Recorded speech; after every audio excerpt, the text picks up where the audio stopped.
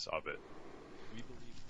Thank you, me, for introducing me. Hello, everyone. It is actually Saturday, June 27th, 2020. So if you're hearing my voice right now, it's Saturday, June 27th. That is my present. I don't know if it's your present, but let's go with that. This is Evidence of Design on 100.9 FM WXIR. I am your host, Jason Taylor, and we are joined via phone by our good friend and co-host, Matt Treadwell. Matt, how are you doing? I'm confused what day it is now. Yeah. Aren't we? Mary, you are also in the studio with me here. I sure am in the studio today. This is our second week being live in studio at the WXIR's station here at the RCTV Media Center. So, it's great to be back. Still wearing our masks. Got all these fancy wipes and plexiglass shields and whatnot to keep ourselves as safe as we can in the studio. And Matt, that's why you're calling in with us here, so that we can keep practicing social distancing. This is actually the 100th episode of Evidence of Design. I don't have balloons or confetti or those really annoying horns that people play on viral YouTube videos or whatever that are really loud. An air horn? An air horn, thank you. Yeah, so we could just pretend to be air horns. No one needs to know we don't have one in the studio. Yeah, so it's been I don't really care much for numbers in terms of 100, but yeah, it's kind of nice. 100th episode.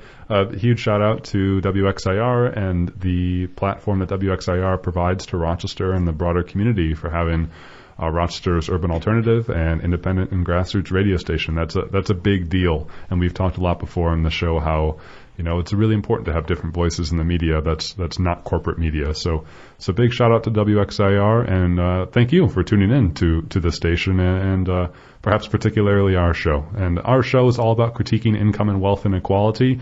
We unabashedly think that there is too much economic inequality in the world. We unabashedly think that we should take a class-based perspective to examine why there is so much economic inequality and what effects that economic inequality has on society. So yes, we do think there are different classes in our society based upon economics, and we think it's important to examine why those classes exist. A big part of our show, however, also is covering electoral politics. And of course, we just went through the 2020 primary election this week. It occurred on Tuesday. We covered a little bit of it last week, and if you've been paying attention to the news at all, you might have also seen various coverage. We think it's still important to continue that coverage, and that is why today we are devoting most of our hour here to talk about the 2020 primary election. We'll be hearing an interview I recorded with Dr. Kathleen Donovan. She's a political science professor at St. John Fisher College, and we'll hear from Dr. Donovan about her thoughts on the preliminary primary results, on issues regarding voting. There's been reports of issues that voters had throughout the voting process. And also we'll think ahead to the 2020 general election, which will be, I think, one of the most influential elections, in recent history, if not right now, our lifetime. So a very important election coming down the pipeline. So we're devoting most of our hour to the 2020 primary and general election. You can make your voice heard, though, and that's why we wanted to be back live in the studio as soon as possible so that we could hear from you. You can give us a call at 585-219-8889. So again, at any time you can give us a call throughout the hour at 585-219-8889. For now, before we jump into talking about elections, I want to quickly plug the fact that COVID-19 is still out there. Matt, Mary, I don't know if you've seen the reports, but it's not looking too good recently. Yesterday, Friday, there was more than 45,000 cases of COVID-19 reported. That is the third daily record in a row. So, we think COVID's kind of dead and gone. It's here more than ever, in fact, in the United States. The United States still leads the world by far in the total number of COVID cases. We lead the world in the total number of COVID deaths, and that doesn't seem to be going anywhere anytime soon. Something else that's noteworthy is that the federal coronavirus task force, the one with Dr. Birx, Dr. Fauci, used to be Trump, and now it's led by our dear old Vice President Mike Pence. That task force spoke publicly as a force for the first time in 2 months yesterday, saying, well, we got this under control. We're in a bit of a pickle, but don't worry, Americans. We got this under control. That's at least the words from Mike Pence. Dr. Fauci's a little more measured, but it's still very troubling. Texas and Florida in particular are experiencing very high rates of new cases, and in fact, the leaders of those states are starting to shut down the states. We in New York have been pretty, I think, thankful to have a response by our government that has taken the threat seriously and has relied on data and facts to ensure that people are not going to be hurt any more from this virus than they perhaps need to. And this whole thing just reminds me what happens when we elect people to lead us in our government, when we elect people who don't believe in the government. This administration, I think, does not really believe in the power of government, and in fact, they routinely speak of wanting to destroy government, and it's not too much of a stretch, for me at least, to connect the dots between electing people who don't care about government and having results from the government be disastrous. And we see, at least with COVID-19, that the free market is not saving us from this virus. Indeed, the free market might be exacerbating it, and it sure would be helpful if we had a better government response. Matt, do you have any thoughts on that? Not really beyond what you said. Yeah, we will continue to cover COVID, of course, and many other folks will as well. But until then, just if I may take the privilege to say, keep wearing our masks and keep trying to practice physical distancing. I really like how it's being rephrased from social distancing to physical redistancing, because we all need social connections, of course, as human beings, and it's really important for us nowadays, especially with sometimes it feels like the world is falling apart around us, for us to maintain social contacts more than ever, in terms of having support networks and those we love and care about, and folks to, stay in contact with. So I'll say physical distancing because we want the 6 feet, but not social distancing. So I hadn't heard that change of phrase. Mm-hmm. Yeah, I've heard it tossed around a little bit, and it resonates positively with me. So yeah. Well, hey, let's now turn the attention for the rest of the hour to spotlight the 2020 primary elections. Again, there's a lot we're going to cover. We're going to cover the preliminary results. We're going to cover how many folks turned out and voted. We're going to cover who's leading in the various races. We're also going to cover reports of issues on voting day. And we're also going to look ahead to the 2020 general election. You can give us a call at any time throughout the hour on 100.9 FM WXIR on our show Evidence of Design by giving us a call at 585-219-8889. Again, that's 585-219-8889.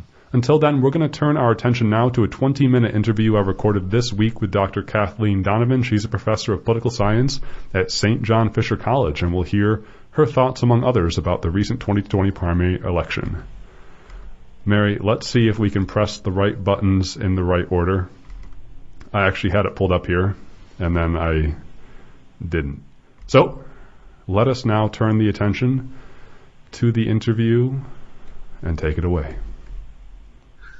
Joining us on the phone is Dr. Kathleen Donovan.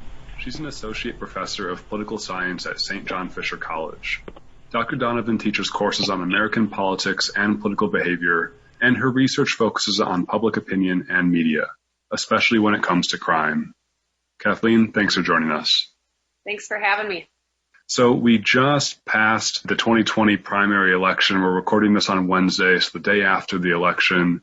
There were important races in that election for the New York State Assembly and Senate, the Monroe County Clerk, and the 27th Congressional District, among others. So there's a lot of races to pay attention to. What races were you following, and which ones stood out to you?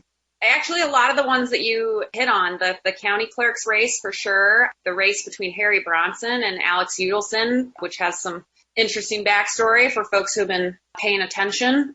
Certainly the special election in the 27th Congressional District, which is a rematch from last time. There was actually two elections. They were having the primary elections as well as a special election to fill the seat until the general election. So it's a bit complicated. That was certainly an interesting race. And a few others. I mean, there's several quality challengers out there. I think especially with Joe Robach and Rich Funke both retiring, Joe Robach's district in particular. We haven't really seen a lot of action in those districts for a while. So just a lot going on this year. So all of them maybe is my answer. Yeah, there has been a lot of turnover. We've sort of seen the same names in local politics for a while, and we're starting to see a lot of contested races now. Let's talk about that 27th congressional district race that you said is kind of like a rehash, because that seat is vacated by Chris Collins, who resigned and then pled guilty to federal insider trading charges. And now it's contested by another Chris, this time Chris Jacobs, against Nate McMurray. So Nate McMurray, the Democratic challenger, had challenged Chris Collins back in 2018. He narrowly lost, and now he's challenging Chris Jacobs. Is there anything about that race that you're paying attention to? I was honestly curious about the margins. At the end of the day, Nate McMurray, as you said, lost very narrowly last time, but it's a very Republican district. I believe it is the most Republican congressional district in New York State. Went for Trump something over 20 points in 2016. And so, that's, to me, the 2018 election was always a great demonstration of the power of incumbency, because here Chris Collins is under federal indictment and he still wins, but not by that much. And so it was very close. And so I anticipated, I think most people, the Cook's Political Report, which is a popular reference for, politicos looking at sort of forecasting of elections, had rated the district as either safely or leaning Republican. And so, I think most observers expected Chris Jacobs to come out ahead in that special election. The question is by how much. And, the tricky thing about this year and probably for elections going forward is, the fact that we've changed how we vote so much. And so almost all of the interesting races are too close to call at this point, and we'll have to rely on counting those absentee ballots. The special election is one of the few where you're like, okay, Jacobs will be filling the seat in almost all likelihood. It would have to be such a huge swing in the absentee ballots, I think, for Nate McMurray to come out on top. But then they're going to rematch in the general election in 2020, and that's a totally different dynamic because you've got a presidential election on the ballot. And so turnout's going to be much higher. And so I'm really looking to see sort of how close did Nate McMurray keep it, never expecting him to really pull it off just because the circumstances were so unusual last time around with Chris Collins. Yeah, let's turn our attention now to the 138th New York State Assembly District. This is the seat that's been held by longtime incumbent Harry Bronson, and you mentioned earlier that he's being challenged by Alex Udelson, who happens to serve now as the Chief of Staff for Mayor Lovely Warren. You mentioned that it's been an interesting and sort of contested and controversial process so far throughout their primary. Do you want to talk more about that? Yeah, so in New York State, the parties designate candidates. So going into primaries, there's usually a candidate who the party has sort of designated, and that sends a signal to voters in that party that that's sort of who the party should select. And so a designation is very helpful for winning a primary, but it's certainly not a guarantee. And there have been examples in the past of designated candidates not winning. But, so Harry Bronson being an incumbent, I think he's on his 10th term or maybe it's 10 years, but he's been there for quite a while. And so typically he would be the designated candidate. But there were some controversial decisions made around the designating process several months ago. And very narrowly, Alex Udelson won the designation. And, his father is involved in politics and he was involved in that process. And so I think I wasn't personally there. I don't know what was in the hearts and minds of people as they were going through this, but certainly the optics of it are very questionable. And so I think there's a lot of frustration about that. And, as you said, he's allied with Lovely Warren. And I think I've been in Rochester 6 years now, and over the last 3 or 4 years, as I've become more and more familiar with the local political scene, it's become pretty clear to me that there is this divide in the Democratic Party, and it shows up in a number of races this time around. And I think certainly the 138th is probably the premier example of that. A lot of people look at that and see Alex Udelson challenging Harry Bronson over the takeover of the school district. And that has been the big issue in that race. But that's the interesting backstory, just the fact that you have this sort of longtime incumbent who did not get the designation. There were some questions around the process by which that designation was determined. And ultimately, we'll see in a week or so which side felt more strongly. Again, I think to me it speaks to this larger sort of crack in the Democratic Party. You heard talk of that in 2018 as well, with sort of these progressive insurgents running against establishment Democrats. I don't know that it splits that cleanly in Monroe County, but same idea.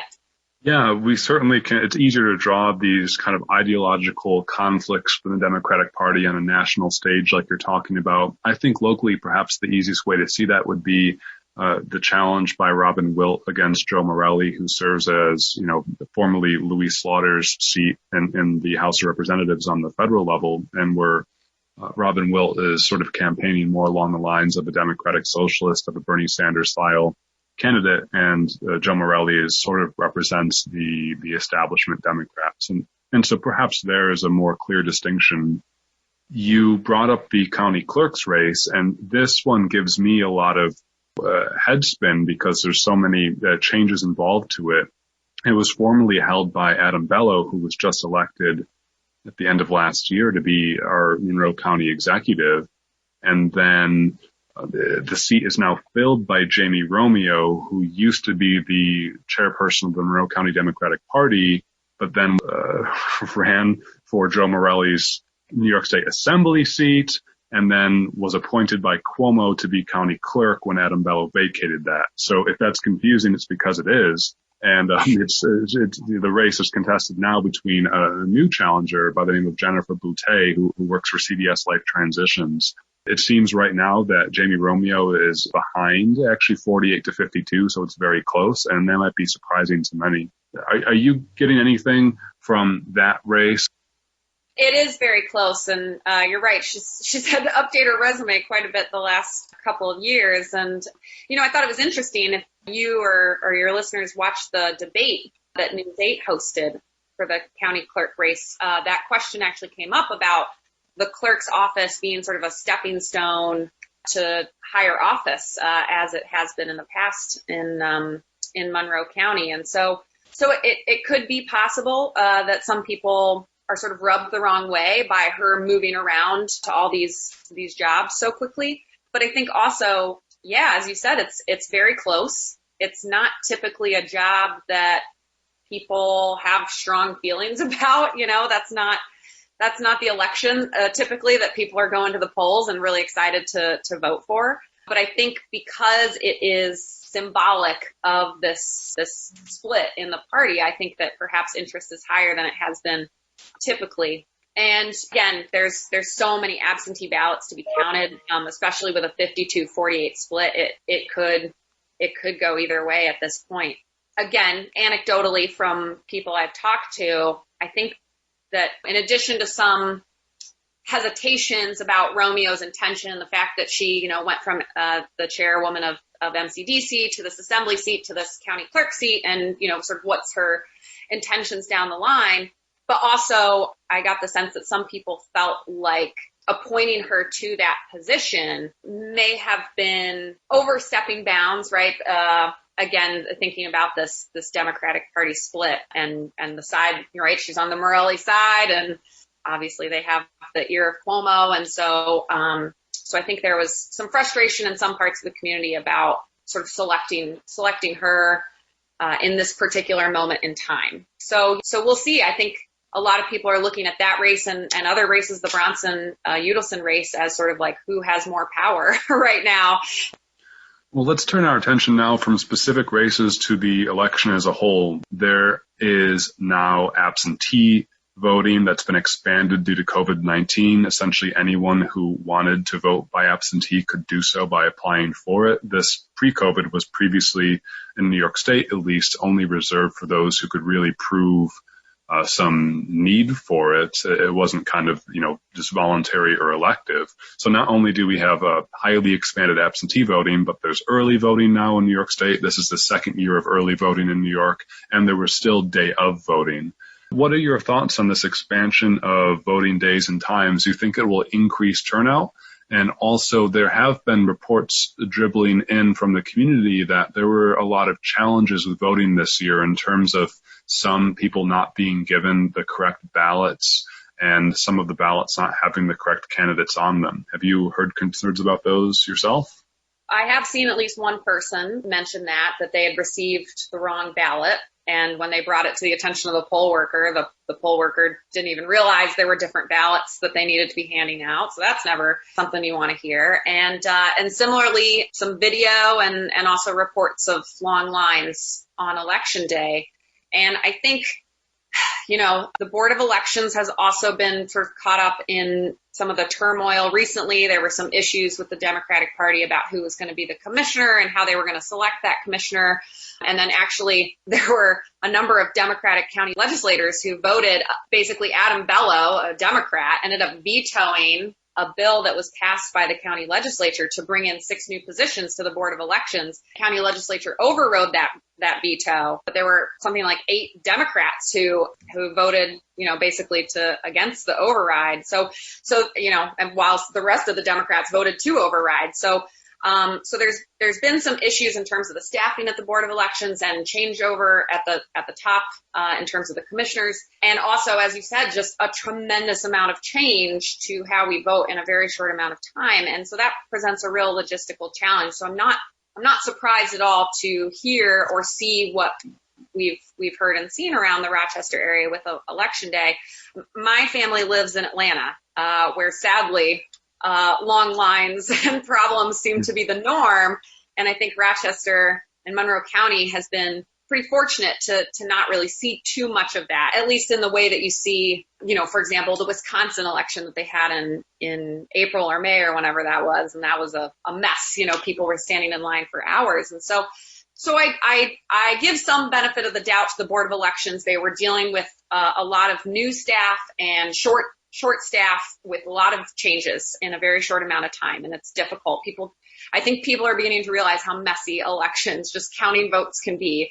It's harder than it sounds. But, you also asked about a turnout. And the thing is, we actually have some pretty good data on how mail-in balloting affects turnout and vote share, because you now have 5 states at this point, all out west, that do all mail-in balloting. It's Oregon, I believe, has been doing it for the longest. And then suddenly you see, as you mentioned too, New York State still requires an excuse to absentee ballot. Cuomo just made a blanket exception for this election. The legislature is working on changing that. You have to change the state constitution in order to allow absentee balloting with no excuse in New York State. So it was passed by the current legislature, but it has to be passed again by a newly elected legislature in order to go into effect. So we're still a ways away from sort of permanent, no excuse absentee balloting, which is the norm. A majority of states have that. But to the question of sort of turnout and these kinds of things, there tends to be a novelty effect. So the first time that you have an election with mail-in balloting, turnout tends to go up quite a bit being, somewhere like 8, 10, 12 percentage points, maybe even higher. Then higher reports for local or smaller elections. So city council elections or things like that tend to see very low turnout, tends to receive sort of the highest boost from mail-in voting. I've also read the school district budget votes that turnout is way up. And those are typically very low turnout elections. So that doesn't surprise me at all. We've seen that in the past, that there tends to be this novelty effect. Turnout goes up when we turn to mail, particularly for lower interest, sort of smaller elections. But the effect tends to wear off. And yes, turnout stays up, but not nearly by as much as many reformers would like or hope. We're talking maybe a few percentage points, 3 to 4 percentage points. Same thing is true of early voting that we've seen in other states where they implement early voting. I mean, last year was the first time New York State did this. There tends to be a nice boost in turnout. I think turnout is a good thing. And then it sort of wears off, and there is this sustained increase, but it's fairly small in the grand scheme of things. And so the difficulty here is that, with the pandemic, there's also all these other variables that typically aren't in play in states where we see them implementing mail-in balloting. Sadly, you had a lot of people out of work, or their schedules were changed, right? So there's just like a lot of differences in people's day-to-day life. And so for some, that may have made it much easier to vote and to look into the candidates and think about things. And for others, it may have made it harder. So, I mean, we're seeing in New York State a pretty good turnout, but am I optimistic that this is going to be the new normal? Not particularly. I think because we've seen that after that first election, it tends to go down. And also just the pandemic has caused a lot of changes in people's routines that are not normal. But the one last thing that occurs to me to say for the moment is I felt almost a little sad for the Board of Elections and the people waiting in line on Tuesday because we have early voting. And so maybe the word isn't out yet. People just have been ingrained in them that Tuesdays are voting days and that's when you go vote. Or there were also reports of polling sites not following social distancing protocols. People were being seated close together. So none of that is good. But, I hope that people become more and more aware that they have the absentee option, that they can go early. It's much more convenient. So maybe the word will continue to spread about that. But certainly a lot of, as you said, I think at the beginning, a very unique election in terms of just the rules of how we go about doing it. For our last question, Kate, thinking ahead to the 2020 general election, this is perhaps one of the most anticipated elections in a while, and there's a lot of uncertainty around it too due to COVID and whatnot. What are you thinking about in terms of thinking ahead to the 2020 general election?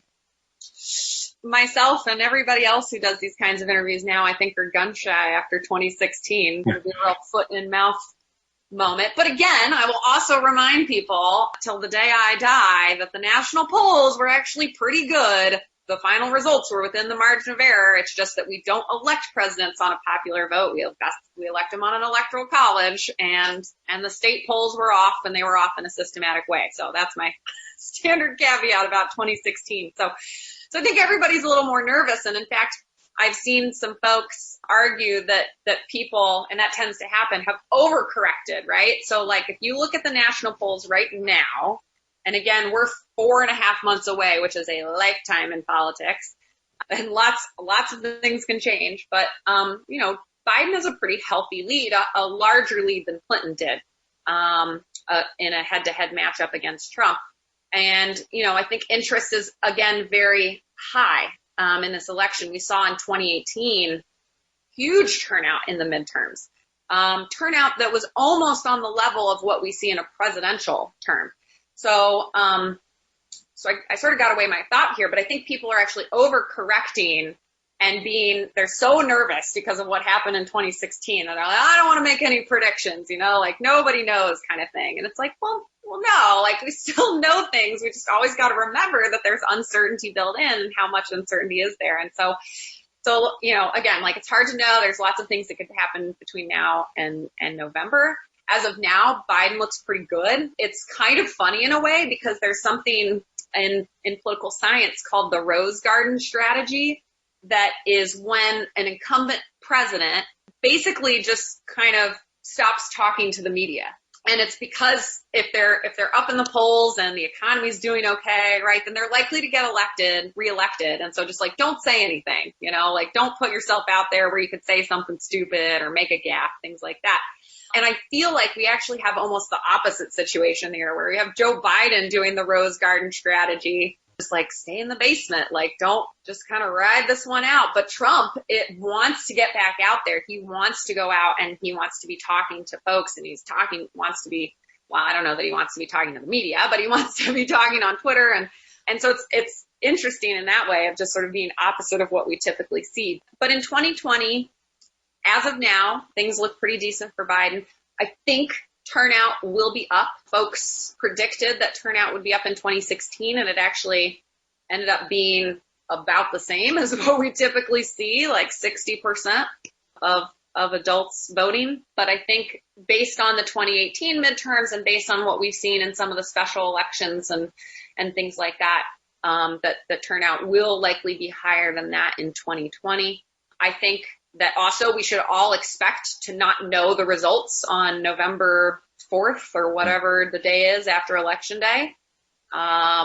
It's because we have all this mail-in voting happening, and a lot of races are going to be close. There's going to be a lot that are not called for a while, and so we should all just mentally tell ourselves that we're actually not going to find out until a little bit after Election Day. Hopefully, it's not anything on the scale of 2000 where it took 3 weeks in the Supreme Court to figure it out, but that's the new reality, and I think that will be the case going forward. I think some of these changes are going to be permanent. We'll have to leave our conversation here with Dr. Kathleen Donovan, the Associate Professor of Political Science at St. John Fisher College. Dr. Donovan, thanks for joining us. Thanks so much for having this in-depth and quality conversation.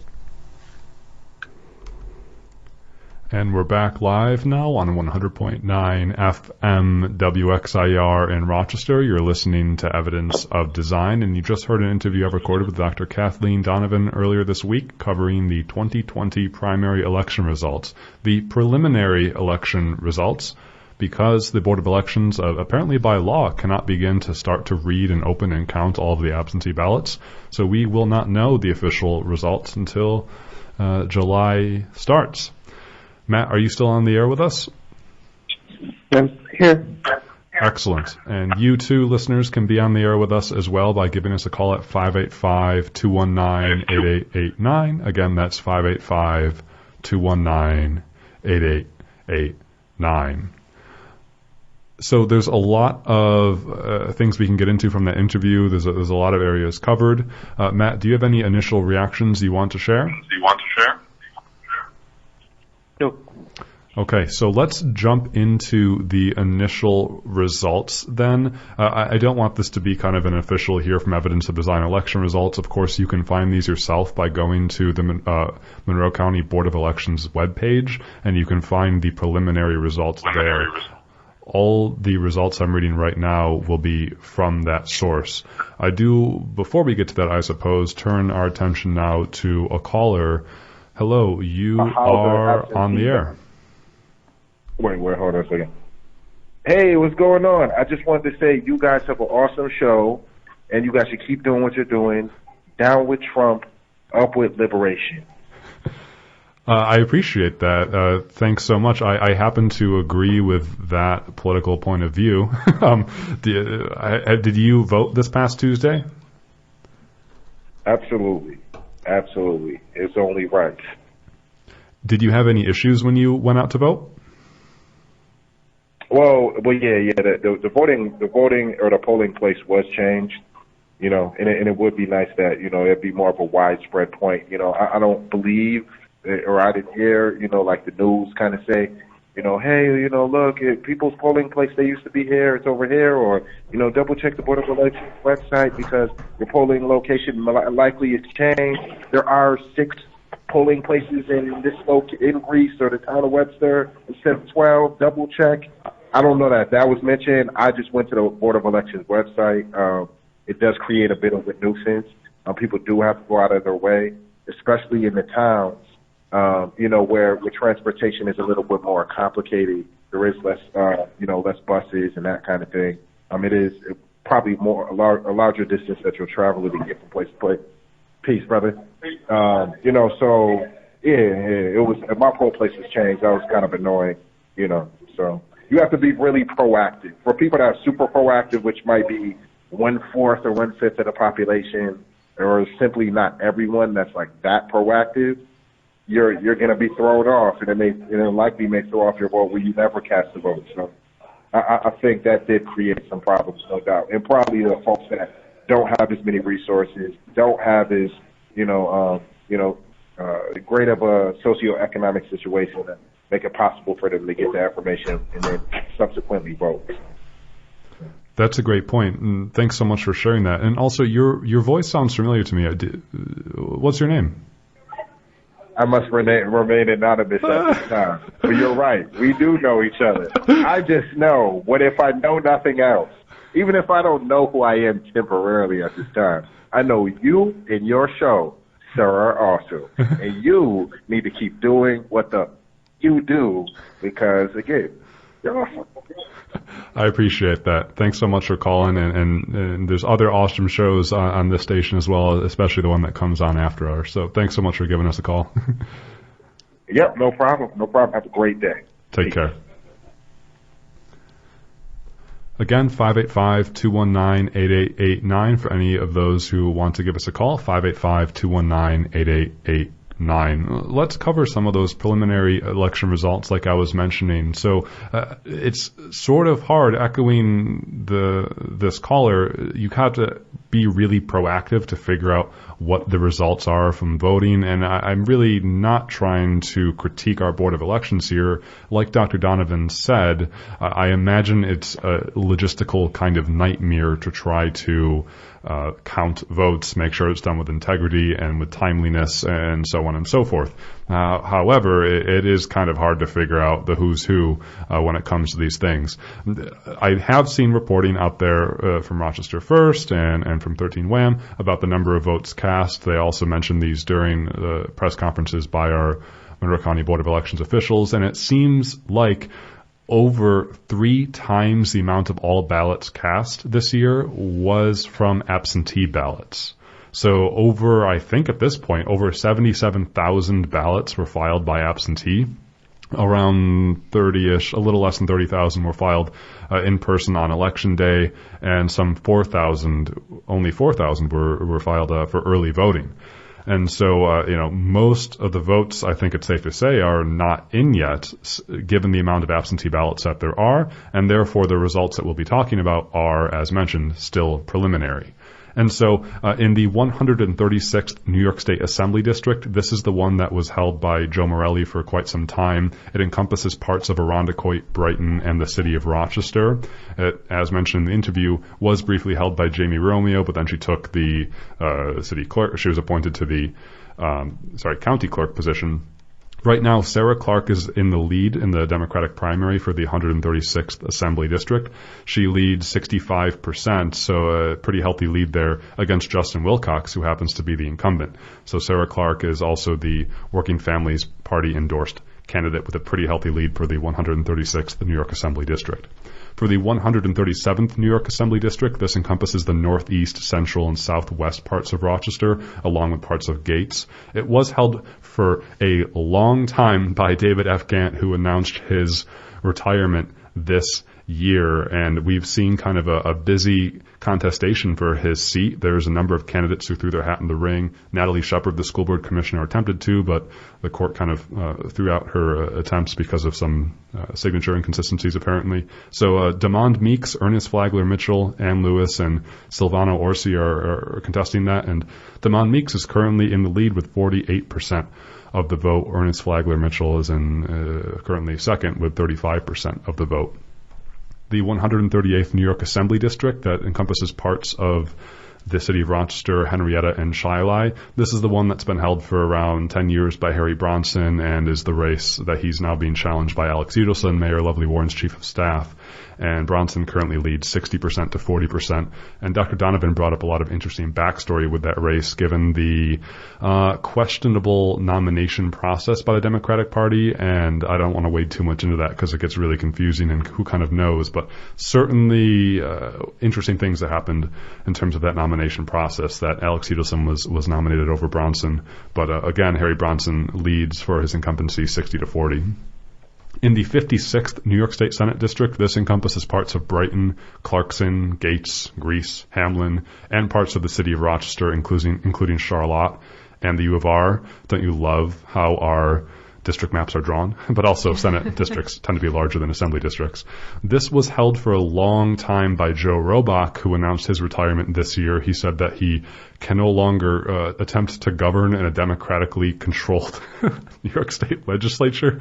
Sorry, Joe. I know you're loved by the community because you go to a lot of public events, but I'm trying to feel sympathy, but right now Jeremy Cooney, who actually used to be, I think, Mayor Lovely Warren's chief of staff, leads in that race 45% against Sharita Trawick and Hilda Rosario Escher.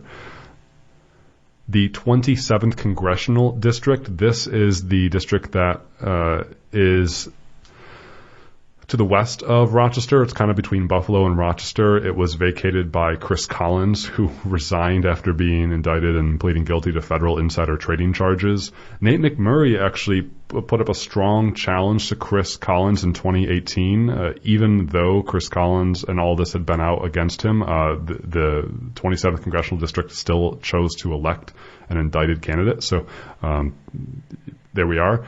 Chris Jacobs, the Republican challenger against Nate McMurray, the Democratic challenger, Chris Jacobs is far ahead in that race, 69% to 30%. So this was actually a special election. It's meant to fill Chris Collins' seat until this November, where there'll be the general election. And I think, again, we'll see Nate McMurray go off against Chris Jacobs. And Dr. Donovan mentioned that race might be a little bit different because, again, it's a general election. There tends to be higher turnout, and people's voting habits might change a little bit differently when there are different presidents.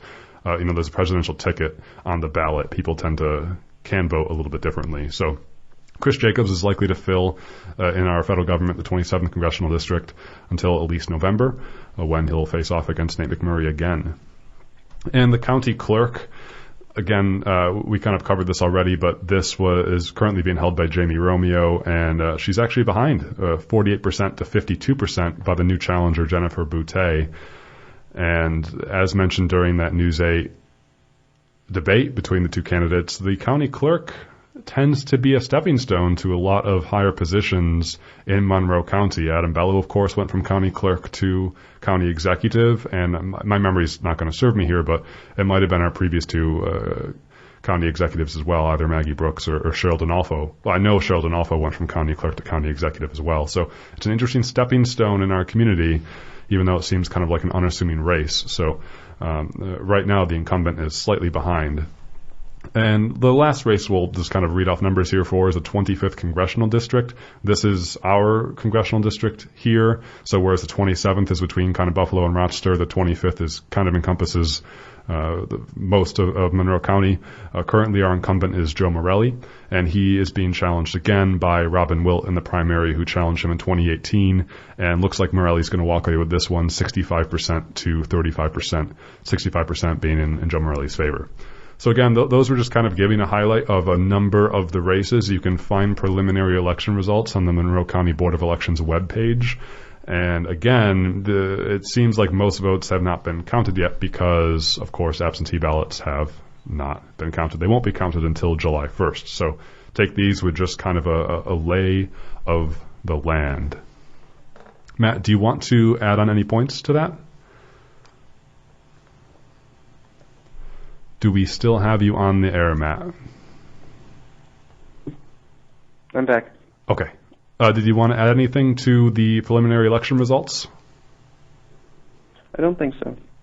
Okay, I keep awkwardly asking Matt because normally when we're in person in studio, we can give each other visual cues. I'm giving you all a backdrop into the science of radio. But now that I'm not sitting directly across from Matt, it's much harder to know if he wants to chime in. Yeah, I've been twitching my nose for about half an hour now. So. You're sending me a letter that's currently in the mail. So yeah, it's quite challenging, but I'll keep inviting you in as well.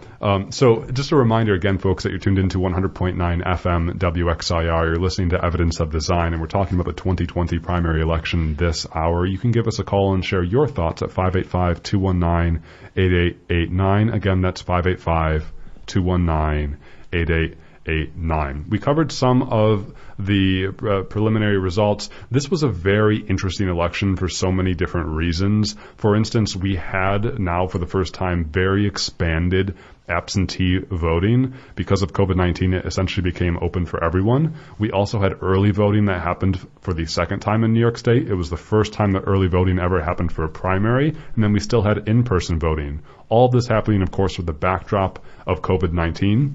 There were several different elections going on. There was the presidential primary that, remember, the New York State Board of Elections tried to throw out. They tried to say, no, we don't need to hold even this Democratic presidential primary to begin with. Then Andrew Yang and Bernie Sanders' campaign sued, and they kind of won. A judge sided with them, and that's why we actually were able to vote in that presidential primary if you're a registered Democrat.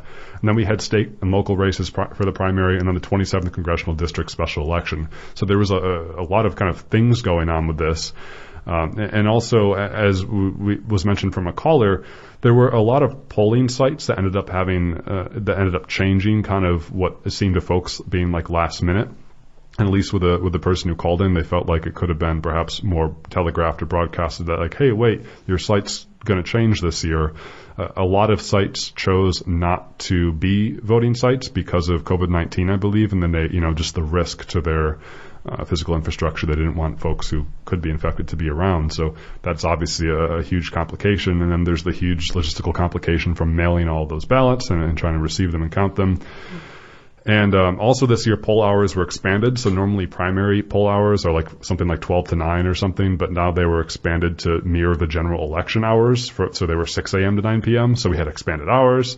And the backdrop of all of this is the really interesting Democratic Party in Monroe County infighting over the Monroe County Board of Elections commissioner. Again, we have an acting Democratic commissioner, LaShawna Boose, and then there was the county legislature that all Republicans, I think, and some Democrats voted to create new positions in the county legislature, but 8 Democrats kind of voted no for that, and then Bello vetoed the past legislation, and then the county legislature went ahead and overrid his veto and passed it anyways, even though some Democrats were still opposed. So there's very confusing things going on locally in terms of how our Board of Elections will kind of shape out and be filled. So all of that is to say, wow, we got a lot to figure out in time for the 2020 November general election, arguably the most important general election in my opinion, in my lifetime so far. So.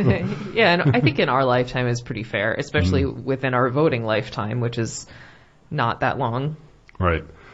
Some of the reasons why this election is perhaps so important is because of the person who sits at the top of the executive branch in our government, who I would argue is horribly ineffectual and unfit to lead this country for an endless number of reasons.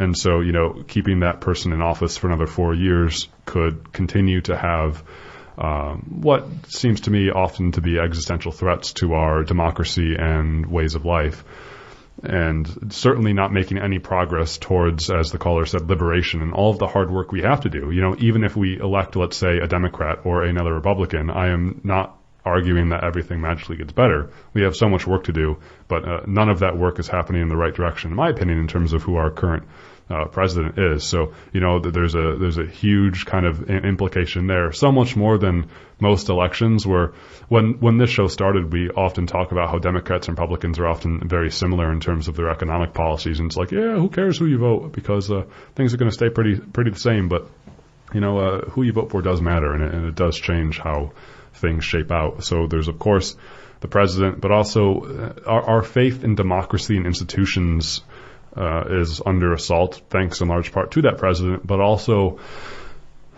just because of our political polarization right now. And so I certainly worry that with COVID-19 spreading around, with the continued threat of misinformation and disinformation by both foreign and domestic actors, that we are having a harder and harder time to recognize truth, facts, and things from emotion or opinion.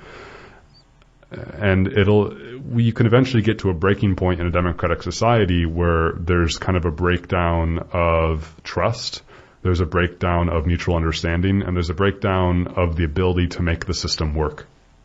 And I certainly worry that as, let's say, the president, in this case, continues to spread misinformation about mail-in balloting, how he has come out and said that, mail-in balloting, there's going to be thousands of fraudulent ballots and so on and so forth. It mirrors very much his racist remarks against conspiracy theories that untrue, unfounded, not backed up by any sort of facts, theories that thousands of people illegitimately voted for Hillary Clinton and so on and so forth in the 2016 election.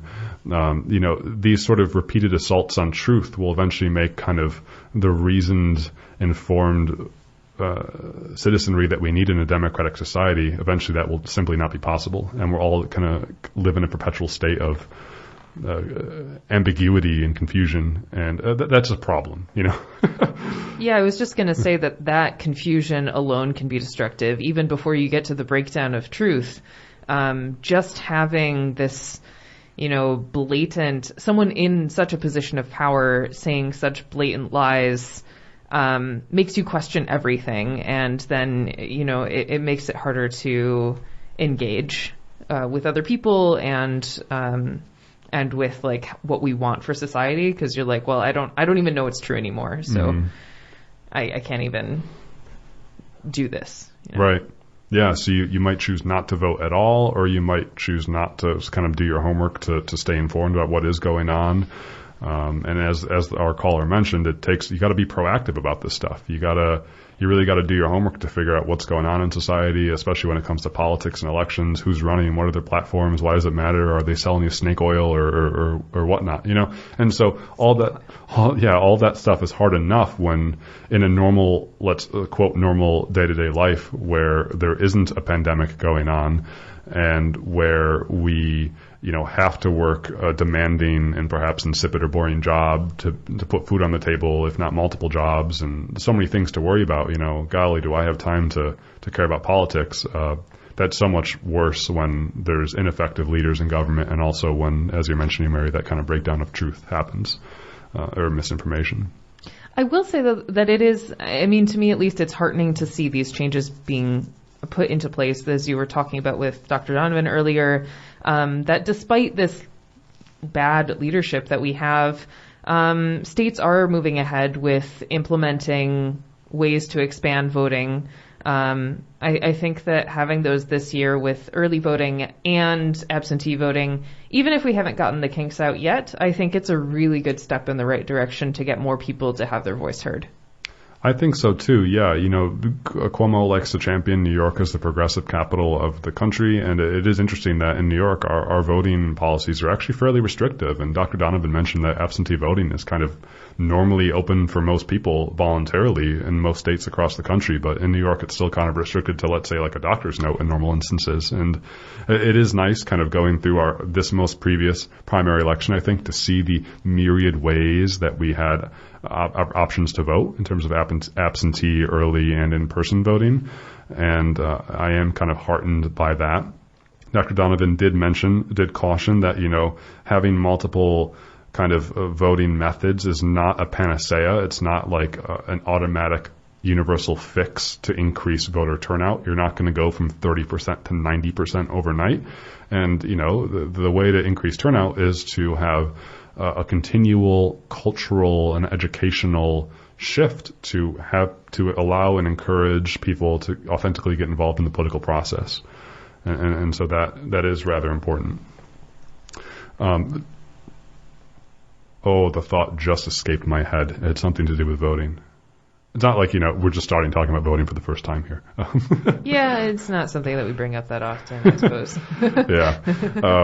I will need to take that. Mary, there was one other point I was hoping you could jump on in terms of what Dr. Donovan was talking about, thinking ahead to the November election. And hold on, let me refer back to my notes here. Yeah, I'm just trying to think back to what she was saying about the November election at all.